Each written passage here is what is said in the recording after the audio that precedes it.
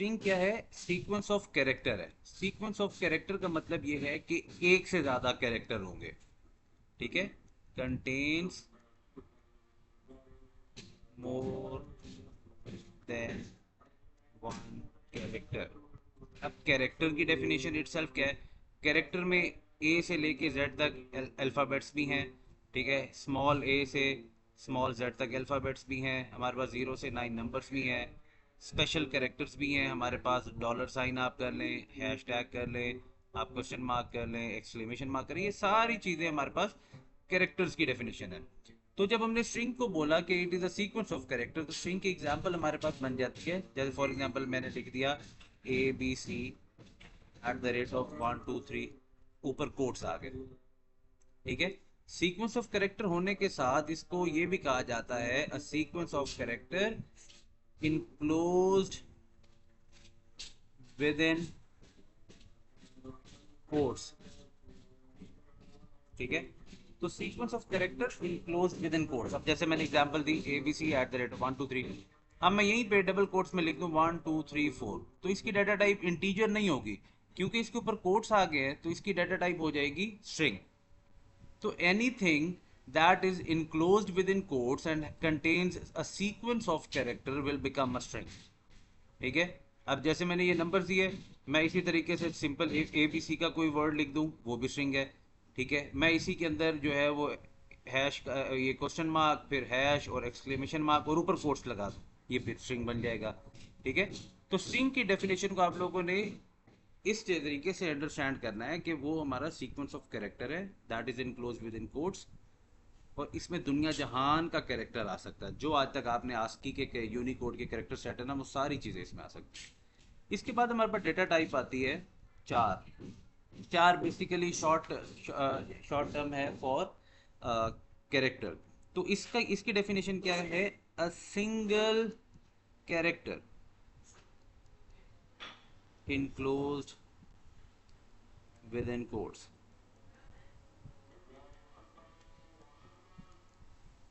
ठीक है, एग्जाम्पल में अगर मैं कोट्स में 7 लिख दूं, ये भी कैरेक्टर हो जाएगा। अगर इसी तरीके से मैं लिख दूं ए, ये भी कैरेक्टर होगा। मैं लिख दूं क्वेश्चन मार्क और कोट्स लगा दूं, ये भी कैरेक्टर है। मैं लिख दूं डी, कोट लगा दूं, तो कैरेक्टर है। बट हर चीज के अंदर जो सिमिलैरिटी है वो आप देख रहे होंगे कि एक लेटर है। अच्छा, ये कोट्स ऊपर सिंगल हो या डबल हो इससे फर्क नहीं पड़ता। इस चीज में आपने कभी कंफ्यूज नहीं होना कि हम कहें कि जी अगर तो हमारे पास कोट सिंगल होगा तो वो कैरेक्टर होगा, कोट डबल होगा तो वो स्ट्रिंग होगा। यूजुअली क्या करता है एग्जामिनर, कभी भी क्वेश्चन आएगा तो वो आपको कैरेक्टर के ऊपर सिंगल कोट दिखा देगा और स्ट्रिंग के ऊपर डबल कोट्स दिखा देगा, but it doesn't make any difference. अच्छा जी, I hope character is clear. Character के बाद हमारे पास बेटा डेटा टाइप आ जाती है बूलियन। बूलियन एक ऐसी डेटा टाइप है जहां पर हमारे पास दो वैल्यूज होंगी। ठीक है, it contains only to values. जैसे फॉर एग्जांपल एक सर्वे हो, एक फॉर्म हो, वहां पर question have you passed exam, तो आंसर क्या हो सकता है? या यस या नो। तो वो क्या एग्जांपल हो जाएगी? उसकी डेटा टाइप क्या होगी? बूलियन। इसमें मेरे पास एग्जांपल में यस नो हो सकता है, मेरे पास ट्रू फॉल्स हो सकता है, मेरे पास 0 1 हो सकता है, मैक्सिमम दो वैल्यूज। ठीक है, अगर जैसे फॉर एग्जांपल कहीं पर वो मुझे कहता है कि आपने चॉइस ऑफ कलर लेना है और एक कलर रेड है एक ग्रीन है, रेड और ग्रीन के अलावा तीसरी ऑप्शन दे ही नहीं रहा, तो मैं उसे दोनों डेटा टाइप्स दे सकता हूँ। मैं स्ट्रिंग भी डेटा टाइप बोल सकता हूँ वहां पे, मैं उसकी डेटा टाइप जो है वो बुलियन भी बोल सकता हूँ। इसके बाद आ जाए इंटीजर। अब integer is a data type that is a whole number.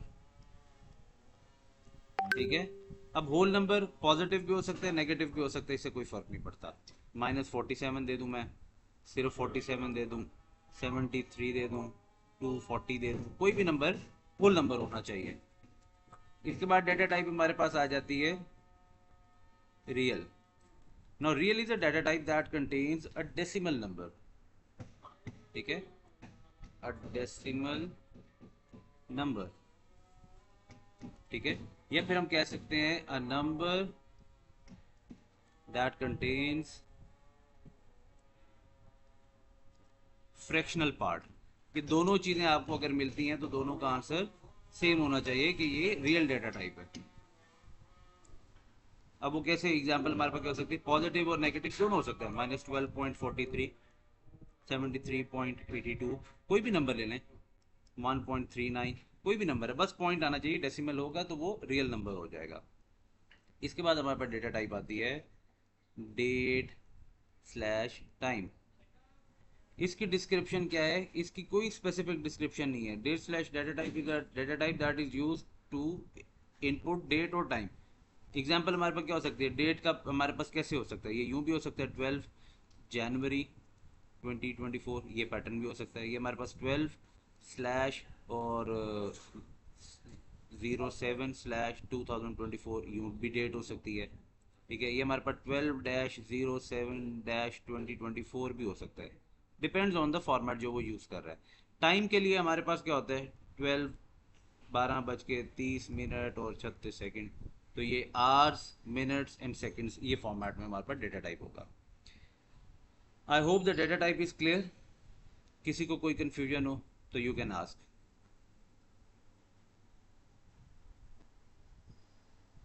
Sir string समझा दे।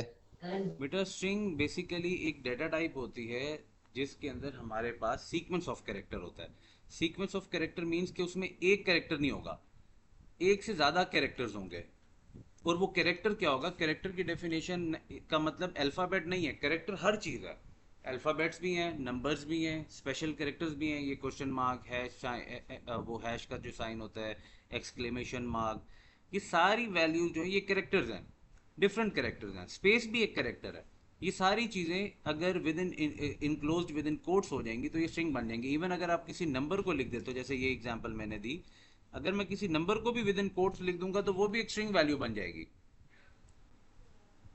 Is it clear now? जी सर। चलो, ये आर्यन ने अभी तक ज्वाइन नहीं किया।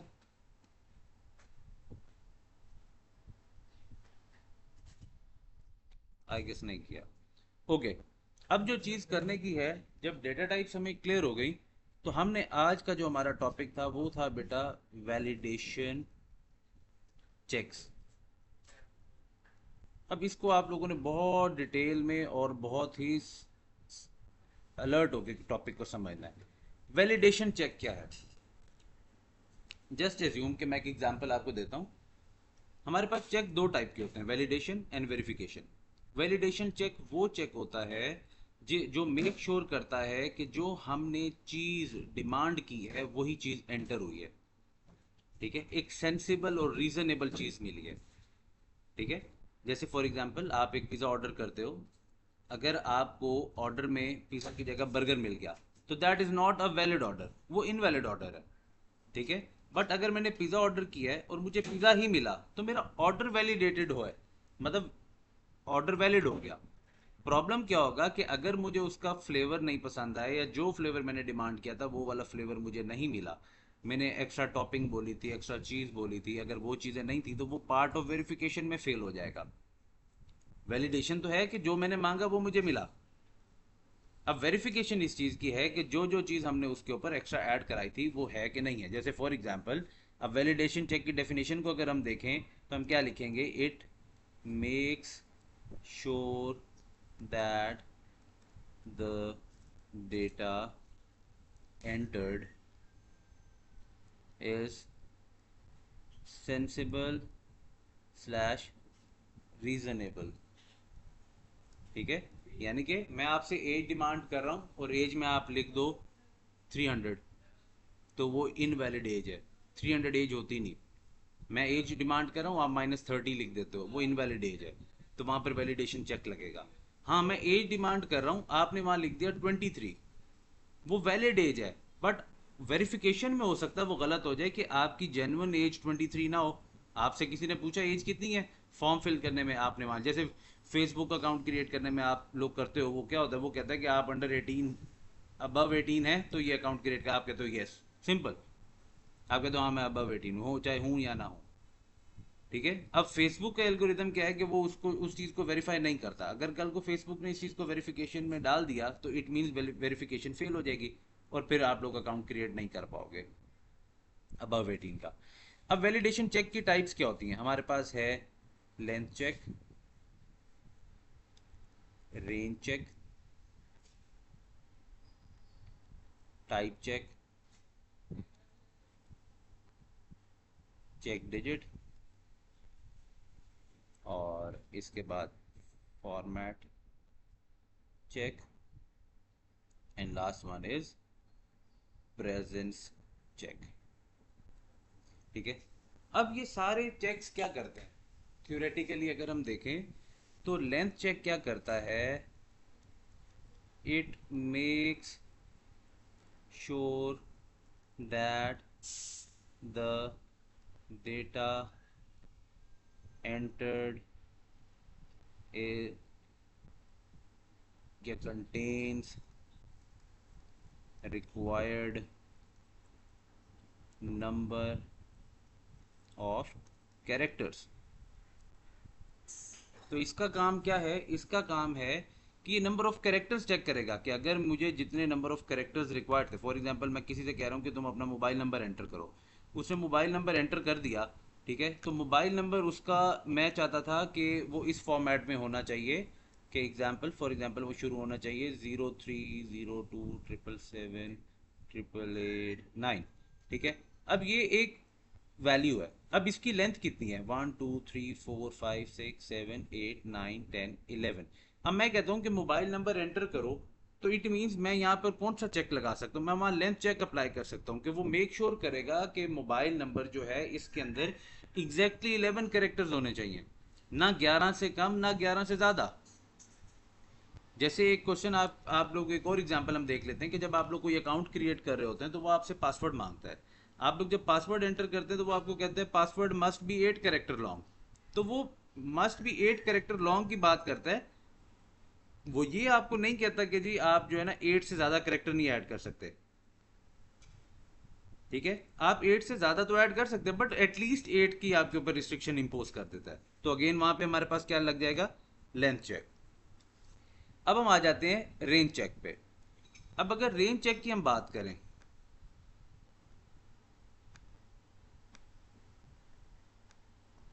रेंज चेक का काम ये होगा, it makes sure that the data entered is with in the required range of values। इसका काम क्या है कि फॉर एग्जांपल मैं कह रहा हूँ एंटर योर मार्क्स, और मैंने वहाँ पे उसे लिमिट सेट की हुई थी कि मार्क्स जो हैं उनकी हमारे पास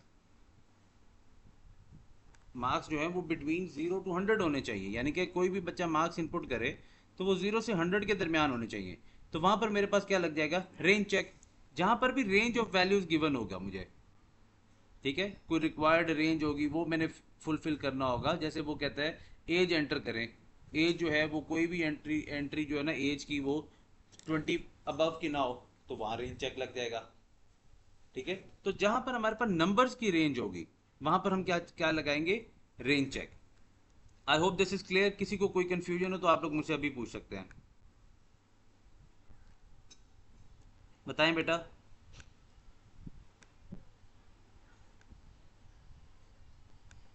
हनान क्लियर है? जी सर क्लियर है। मुस्तफ़ा, शुजा? जी सर। ओके, अब टाइप चेक का क्या काम है? It makes sure that the data entered is in required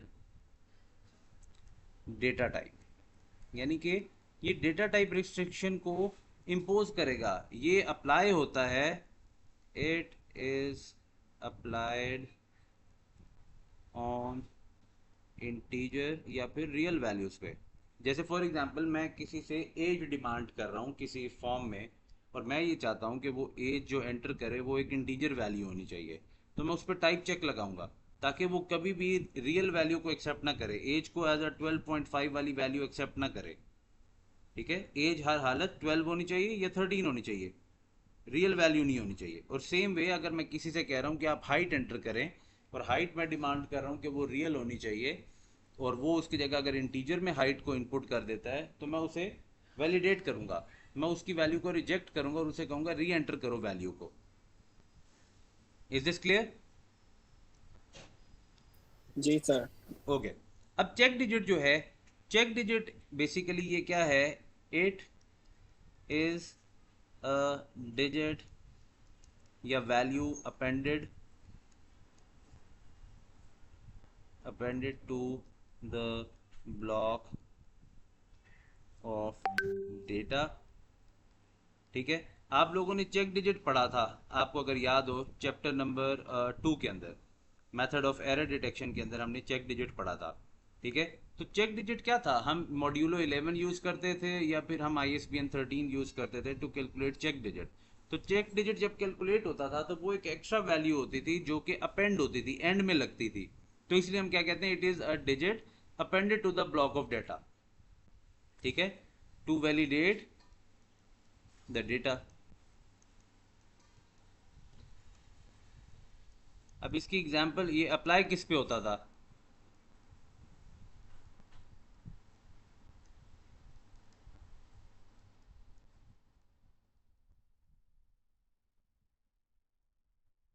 ये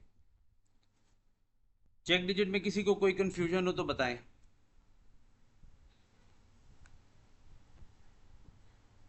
शुजा, मुस्तफ़ा, अब्दुल्ला, बेटा चेक डिजिट में कोई कंफ्यूजन है तो बताएं। जी सर, मुझे है। जी बेटा पूछें। सर फिर से एक्सप्लेन कर दे। बेटा चेक डिजिट का कॉन्सेप्ट ये है कि चेक डिजिट हमने जब भी, अभी तो वेरिफिकेशन नहीं करनी, हमने सूडो कोड नहीं करना चेक डिजिट का, बट चेक डिजिट इटसेल्फ इसकी डेफिनेशन क्या है, आप लोगों को याद होगा चैप्टर नंबर 2 के अंदर मेथड ऑफ एरर डिटेक्शन के अंदर एक हमारे पास था चेक डिजिट। ठीक है, तो चेक डिजिट को हम कैसे कैलकुलेट करते थे, यूजिंग ISBN 13 या फिर मॉड्यूलो 11। तो दोनों मेथड से जब हम चेक डिजिट कैलकुलेट करते थे तो वो चेक डिजिट कौन सी वैल्यू होती थी, ये वो वैल्यू होती थी जो ब्लॉक ऑफ डाटा के एंड पे अपेंड हो जाती थी, एंड में हम लगाते थे ना इसे कैलकुलेट करने के बाद। वही डिस्क्रिप्शन में मैंने लिख दिया, it is a digit appended to the block of data to validate the data. Simple, data को वैलिडेट करने के लिए ये यूज होता है। ये अप्लाई किस पे होगा, ओके ये सर, आगे ISBN समझ। 13 और मॉड्यूल 11 पे अप्लाई होगा बस। अब आ जाए फॉर्मेट चेक पे, इसका क्या काम है, it makes sure that the data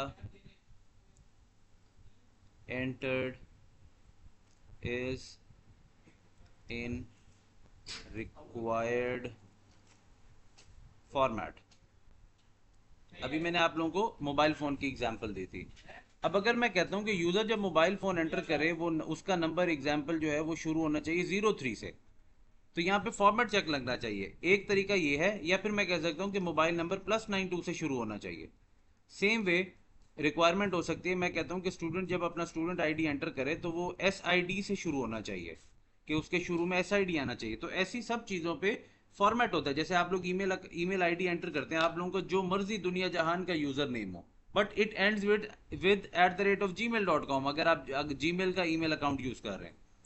same way अगर आप याहू का ईमेल अकाउंट यूज़ कर रहे हैं तो वो @yahoo.com पे एंड होना चाहिए। तो दिस इज अ फॉर्मेट। तो ये फॉर्मेट का चेक हमारे ऊपर अप्लाई होता है, इंपोज होता है कि आप इस फॉर्मेट को फॉलो करेंगे। Is this clear? किसी को कोई कंफ्यूजन हो?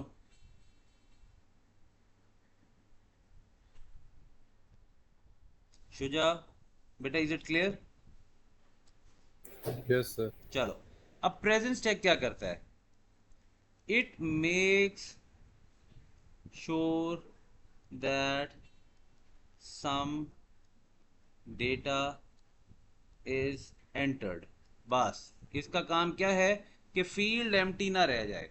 जब हम, जैसे आप लोग ऑनलाइन कोई फॉर्म फिल करते हो, अगर आप किसी एक फॉर्म की फील्ड को छोड़ दो तो, और सबमिट के बटन पे क्लिक करो, तो वो फौरन आपकी अटेंशन डिमांड करता है और आपको कहता है कि ये वाली फील्ड मिसिंग है, इसे पहले फिल करो।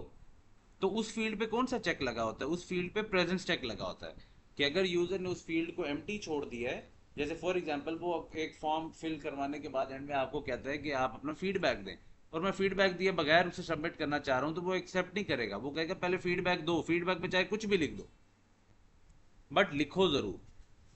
ठीक है, तो ये क्या चीज, ये कौन कौन सा चेक ये काम कर सकता है? ये चेक प्रेजेंस चेक ये वाला काम कर सकता है। अब मैं आप लोगों को एक एग्जाम्पल क्वेश्चन दे रहा हूँ, आप लोग मुझे बताएंगे कि उसके ऊपर कौन कौन सा चेक अप्लाई हो सकता है। ठीक है, अच्छा जी, सबसे पहले ईमेल आईडी बताएं। ईमेल आईडी पे कौन कौन सा चेक लग सकता है हनान? एक चेक आप बताएंगे, एक शुजा बताएंगे। सर एक फॉर्मेट चेक लग जाएगा। गुड, एक तो हमने कह दिया फॉर्मेट चेक कि at the rate of something जो भी होगा। अच्छा जी, यस शुजा, दूसरा कौन सा लग सकता है? सर दूसरा hmm, present check. Very good, presence check. Mustafa, इसके अलावा कोई लग सकता है?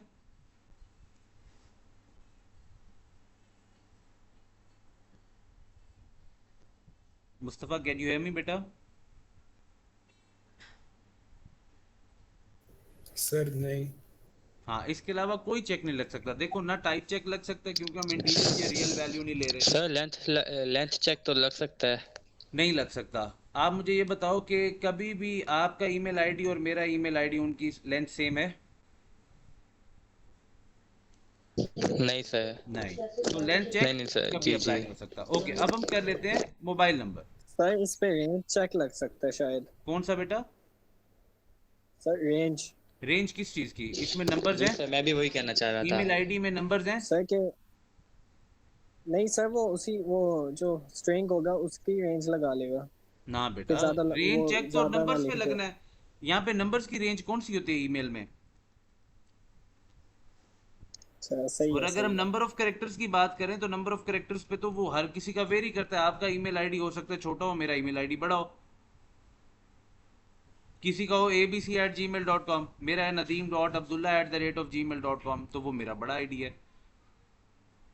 तो इन ईमेल आईडी पे क्या लग सकता है? प्रेजेंस चेक या फॉर्मेट चेक? अच्छा, मोबाइल नंबर पे कौन सा लग सकता है Mustafa? Mustafa and Abdullah, you will tell.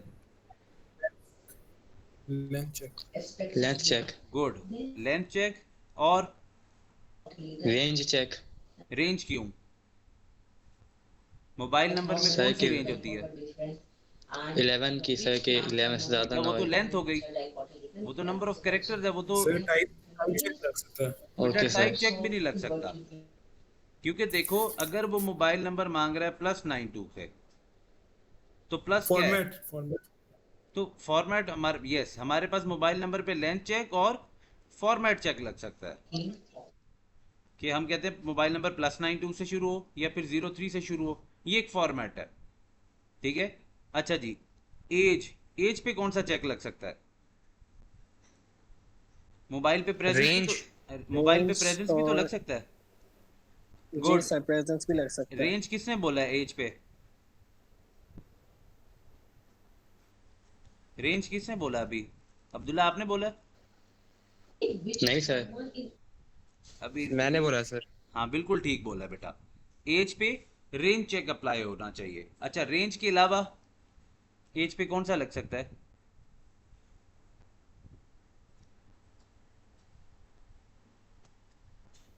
Sir type check भी लग सकता टाइप है चेक, और प्रेजेंस वेरी चेक भी। गुड। टाइप चेक इसलिए क्योंकि age age must be an integer number, whole number हो। और इस पे प्रेजेंस भी लग सकता है। अगर आप लोग एक चीज ऑब्जर्व करें तो प्रेजेंस चेक तो ऑलमोस्ट सब पे लग सकता है, ऐसे ही है। जी सर। ठीक जी है, चलो। अब एक चीज मैं पूछ रहा हूँ आपसे, मुझे आप बताएंगे कि अगर मैं कह देता हूँ इसके अंदर आपका, क्या कह सकते हैं, date of birth, date of birth पे कौन कौन सा चेक लग सकता है? Presence check. Format check. Presence, format और लेंथ चेक लग सकता है। Type check. जी यार सर। ये देखो, अगर एज, अगर डेट ऑफ बर्थ हो 12/10 और फिर 2007, ये बताओ इस पे टाइप कैसे लगेगा? ये तो ये आ जाएगा, ये तो फॉर्मेट को सपोर्ट करती है ये बात ना। बट देखो, इसमें जी लेंथ सर। चेक लगता है। 1 2 3 4 5 6 7 8 9 10 10 करेक्टर होने चाहिए, तो इस पे लेंथ चेक अप्लाई होता है। Got it? सर इसमें रेंज चेक भी लगेगा? कौन सा? रेंज। डेट ऑफ बर्थ में रेंज कैसे लगेगा? सर क्योंकि अगर जैसे वो मंथ को 13 लिख दे हम्म, यस, तो वो नहीं होना चाहिए। उस हिसाब से रेंज चेक लगता है हमारा कि मंथ 12 से, देखो ना, डेट जो है, डे जो है, ये 30 से ऊपर ना जाए, ये 12 से ऊपर ना जाए, और ये करंट ईयर से ऊपर ना, यानी कि 2025 से ऊपर ना जाए। हम ये लिमिट सेट कर सकते हैं। ठीक है, तो ये हमारा आज का टॉपिक था कि हमने वैलिडेशन चेक्स को डिस्कस किया, वैलिडेशन चेक्स की डेफिनेशंस को देख लिया, उनके डिस्क्रिप्शंस को देख लिया, हमने एग्जांपल्स देख लिए कि कौन कौन सा वेरिएबल होगा, तो उसके ऊपर हम डेटा कौन कौन सा वैलिडेशन चेक लगा सकते हैं। एक एक और मुझे बस बता दीजिएगा, अगर किसी का नेम है, नेम पे कौन सा चेक लग सकता है? Sir format check. नेम का फॉर्मेट कैसे होगा Aryan? Sir type sir check. Presence check. Presence only, type भी नहीं। टाइप क्यों? टाइप मैंने आपको कहा है कि टाइप को तो रिस्ट्रिक्ट कर दें उसके साथ इंटीजर और रियल वैल्यू के सर साथ। अगर वो नंबर्स लिख दे? हाँ, मैं वही आपको बात कर रहा हूँ कि टाइप चेक इस पे इसलिए अप्लाई नहीं होगा ना कि हमें इंटीजर और रियल वैल्यू नहीं चाहिए। नेम पे हमेशा प्रेजेंस चेक लगेगा। ठीक है, नेम पे हम ये कर सकते हैं कि हमारे पास जो है ना, अगर अगर हमारे पास कोई रिस्ट्रिक्शन वो ऐसी लगा देता है कि नेम के एटलीस्ट इतने कैरेक्टर्स होने चाहिए, जो कि मोस्टली नहीं करता। डिपेंड करता ऑन सिनेरियो। अगर वो मुझे क्वेश्चन में कह देता कि नेम जो है ना वो मिनिमम उसमें 6 कैरेक्टर होने चाहिए, तो फिर मुझे उसके ऊपर लेंथ चेक इंपोज करना पड़ेगा। Is this clear? सर लेकिन अगर वो लेटर्स के बजाय वो नंबर्स लिख दे नेम में? हाँ, मैं आपकी बात समझ रहा हूँ बेटा। टाइप चेक उस हिसाब से, वो स्ट्रिंग डाटा टाइप के ऊपर के हिसाब से लगना चाहिए हमारे पास। बट आप लोगों के सिलेबस के accordingly type check is only applicable for integer and real values. ये स्ट्रिंग के लिए, कैरेक्टर के लिए टाइप चेक अप्लाई नहीं हो रहा।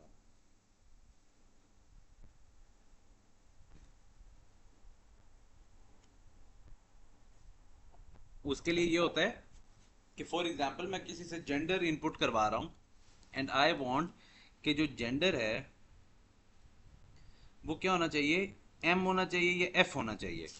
अब आप कहेंगे कि सर इसके ऊपर तो टाइप चेक लगना चाहिए फॉर कैरेक्टर। नहीं, वो क्या करता है, वो कहता है कि इसके ऊपर लेंथ चेक लगा दो, एक कैरेक्टर इनपुट होगा, और प्रेजेंस चेक लगा दो कि लाजमी इनपुट होगा। ठीक है, जो बात आप कर रहे हो ना कि हमारे पास वो नंबर ना एंटर कर दे 1 2 7 8 या कोई भी चीज, उसके लिए टेक्निकली यहाँ पे टाइप चेक लगना चाहिए कि ये इंपोज करे कि ये एक इंटीजर वैल्यू इनपुट करवाए, वो स्ट्रिंग वैल्यू इनपुट करवाए या कैरेक्टर इनपुट कराए। बट आप लोगों के सिलेबस के अकॉर्डिंगली आप लोगों ने टाइप चेक को सिर्फ दो चीजों के लिए देखना है, इंटीजर और रियल के लिए। अच्छा, अब मैं आप लोगों को एक क्वेश्चन करवा रहा हूँ लेंथ चेक का सूडो कोड। इसको समझना है आपने। मैं दो कोड सिर्फ करवाऊंगा आज आपको, सूडो कोड, और कल आप लोगों ने मुझे उन्हीं को अप्लाई करके दिखाना है। अब लेंथ चेक है और मैं इनपुट करवा रहा हूं मोबाइल नंबर। ठीक है, चलो जी, अब क्वेश्चन स्टार्ट करते हैं। हमने किया आउटपुट। अब ये मैं वैलिडेशन चेक का कोड लिख रहा हूँ, इसे समझिएगा। वैलिडेशन चेक के साथ आप लोगों ने एक चीज तो अटैच कर देनी है कि वाइल लूप से हम वैलिडेट करेंगे। कर रिपीट से भी सकते हैं, बट वाइल से करो, बेस्ट हो जाएगा। Please enter your mobile number, हमने करा दिया। इसके बाद मैंने किया जी इनपुट मोबाइल नाम। इसमें मैं स्पेस नहीं दे सकता, वेरिएबल है ना। अब देखो, अब मैं इसे कैसे करता हूँ, मैं कहता हूँ वाइल लेंथ ऑफ मोबाइल नाम इज नॉट इक्वल टू 11। तो डू क्या करो, लेंथ का एक फंक्शन है प्री डिफाइंड जो स्ट्रिंग के ऊपर अप्लाई होता है, तो मोबाइल नंबर को वो एज अ स्ट्रिंग वैल्यू लेगा। अच्छा जी, अगर length of mobile number is not equal to 11, do क्या कर दो, output please enter a valid mobile number. यहाँ पर आप लोग ये भी लिख सकते थे कि mobile number must be of 11 एक कैरेक्टर्स, कुछ भी ऐसा लिख सकते हैं। और फिर दोबारा इनपुट मोबाइल नाम। वाइल लूप का मैंने आपको बताया था कि हम लूप के अंदर भी इनपुट लेते हैं, ये ट्वाइस इनपुट करता है। तो अब ये वैलिडेशन हमारी, इससे आप लोगों को वाइल लूप बहुत अच्छे से याद रह जाएगी। अब देखो मोबाइल नंबर को मैंने अगर उसके ऊपर लेंथ चेक अप्लाई करना था तो मैंने कहा कि अगर उसकी लेंथ 11 नहीं है तो आप उसे बार बार इनपुट कराओ, ठीक है। बार बार स्क्रीन पे एरर आता रहेगा, please enter a valid mobile number, फिर इनपुट मोबाइल नंबर, प्लीज यहाँ मैं ना एंटर अ वैलिड नंबर आएगा ना तो एरर है, क्योंकि पहली मरतबा तो स्क्रीन पे आएगा please enter your mobile number. अब अगर मोबाइल नंबर के करेक्टर्स चेंज हो जाए या कोई और वेरिएबल बन जाए तो नंबर ऑफ करेक्टर चेंज होंगे और वेरिएबल का नाम चेंज होगा, बाकी सारा लेंथ चेक कैसे अप्लाई होगा। अब अगर वो कहता है कि आपने पासवर्ड इनपुट करवाना है और पासवर्ड एटलीस्ट 8 करेक्टर्स हो, तो मैं इसी जगह पे क्या लिख देता, मैं लिख देता कि अगर लेंथ ऑफ पासवर्ड जो है वो लेस देन 8 है तो एरर दे दो। Are you getting my point? ठीक है, ऐसे हम लेंथ चेक को अप्लाई करते हैं। अब लेंथ और रेंज आज हमने करना है, मैं अब आपको रेंज करवा रहा हूँ। और रेंज में मैं एज्यूम करता हूँ कि मैंने मार्क्स इनपुट करवाने हैं फ्रॉम 0 to 100। अब मैं इसे कैसे करूँगा, मैंने वैसे ही as it is output please enter your marks, उसके बाद मैंने कहा जी इनपुट मार्क्स, ठीक है जी। अब मैंने कहा जी वाइल, ऑपोजिट रेंज लूंगा ना, मैंने रिजेक्शन मैसेज देना है, while marks are less than 0 और marks are greater than 100 do क्या कर दो, एरर मैसेज दे दो, output please enter valid marks, ठीक है। और इसके बाद मैं क्या करा दूंगा, इनपुट मार्क्स और फिर एंड वाइल।